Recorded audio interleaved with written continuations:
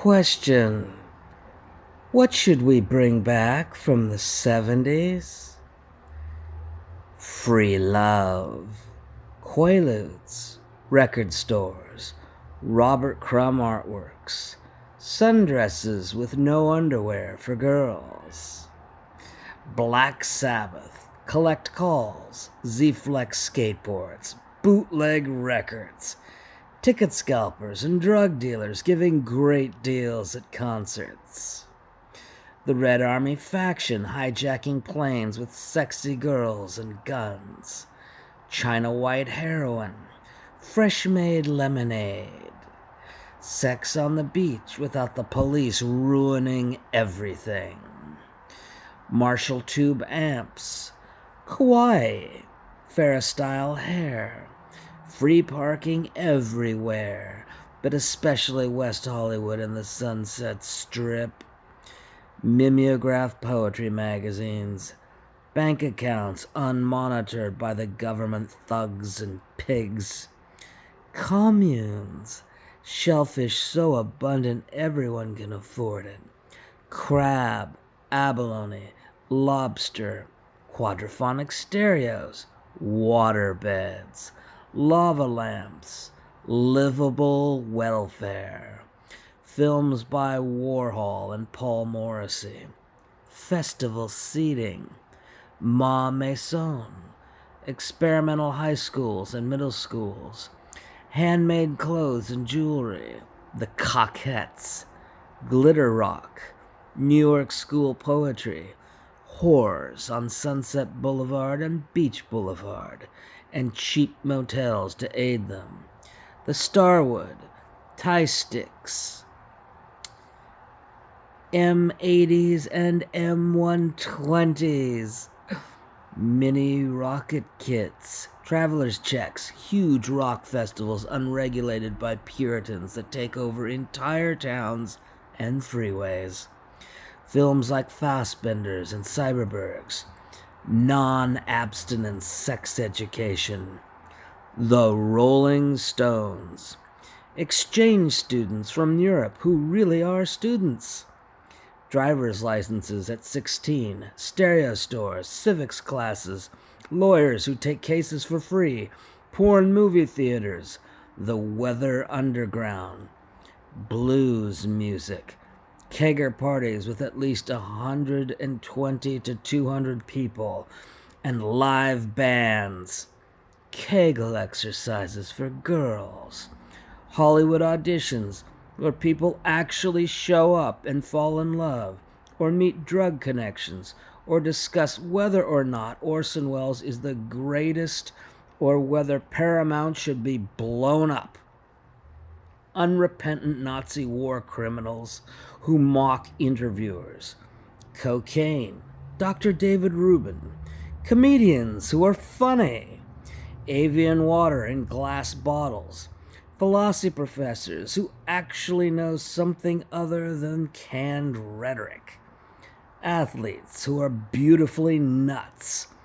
Rock concerts and sports events priced cheaper than buying a house.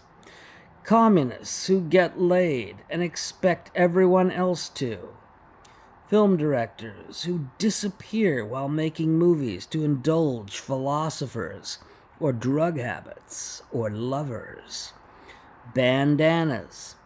Art museums run by curators who have studied art and not run by corporate scum promoting avarice and a company.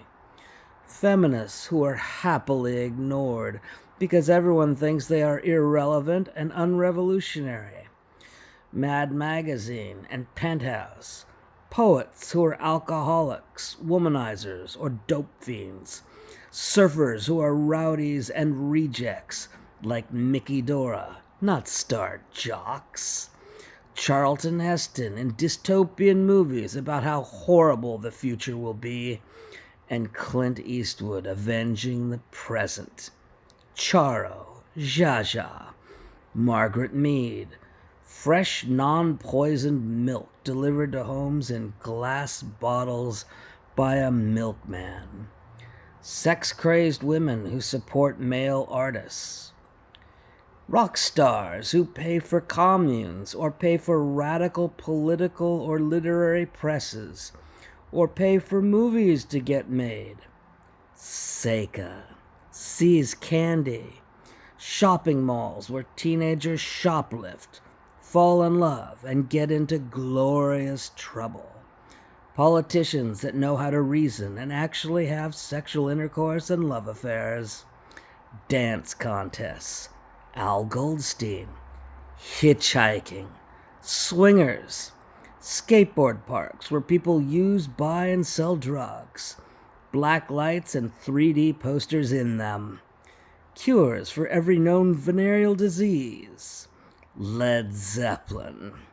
Grove Press and Barney Rawson. Formula 405 facial soap. Movie stars bragging about how much sex they have. Kentucky Fried Chicken with real chicken, not from factory farms.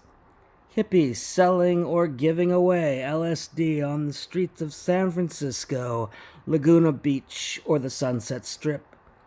College teachers, male and female, who have sex with their students and are not punished for it.